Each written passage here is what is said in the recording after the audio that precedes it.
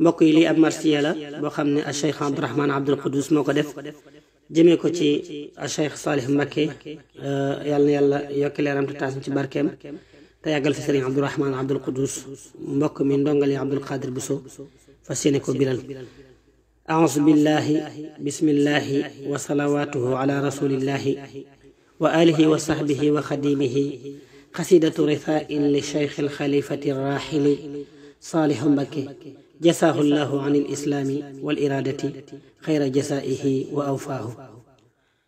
jasiimun maa asaaba al-muslimiina bi faqdi shaykhin taaji saalihiina. jasiimun maa asaaba al-muslimiina bi faqdi shaykhin taaji saalihiina. رحيل بزاله بكى عنا غياب مفجع أبكى العيون. تخيل كيف يصبح جو أرض من أمناء الخديم خلد يقينا. فقل ما شئت من وصف دقيق لهذا الوضع شدد لا تلينا. وقل إن شئت جو مأسوي رهيب كارثي يلتقينا. وقل جو مريع مكفهر عبوس خمطرير يعترينا. وصفت الوضع لكن ليس يغني كشيئا غير ذبر صابرين. فدع لولا فلو أوليت أو ما يرادفها كقول الجاهلين. جرى ما قد جرى فاصبر وفوض وقل إنا لرب راجعون. وقل في سل أوداع كهذه تعالى الله رب العالمين. وحافظ ما استطعت على اقتداء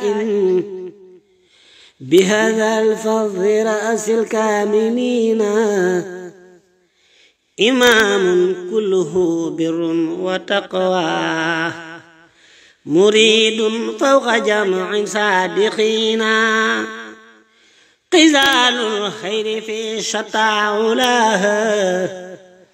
حلاه فضل من باعها المعين. وكل مكارم الأخلاق سيخت له وعدا مثاليا أمينا. فقد جمع الشريعة مع كمال الحقيقة بتاثن قد أعينا. مذوبي شريعة في تفان وإبراهيم والي الجيل فينا. بجمع العنصرين بدا فريدا يربي وفق ما يرضي المعينا. وقد ربى صغارا مع كبار فصاروا متدين ومرشدين.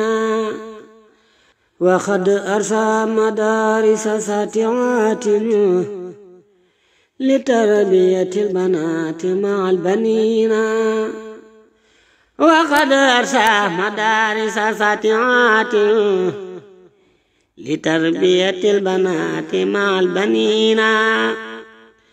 وكم من منشآت قد بناها تعز حياة دنيانا ودينا. فكم من مسجد فخم أنيق لوجه الله سيده مصونا. وعمر من مساحات الأراضي بفضل الله ما فاق ظنونا.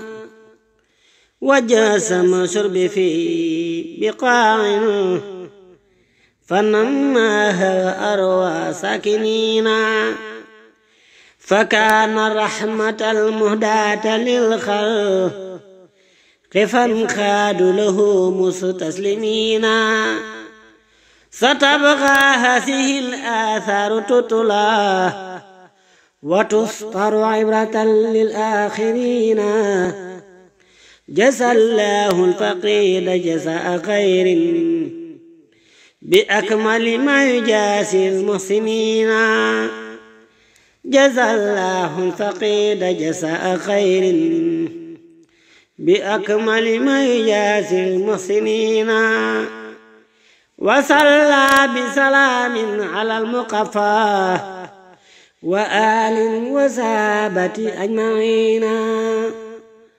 وصلى بسلام على المقفى وآل وصحابة أجمعين.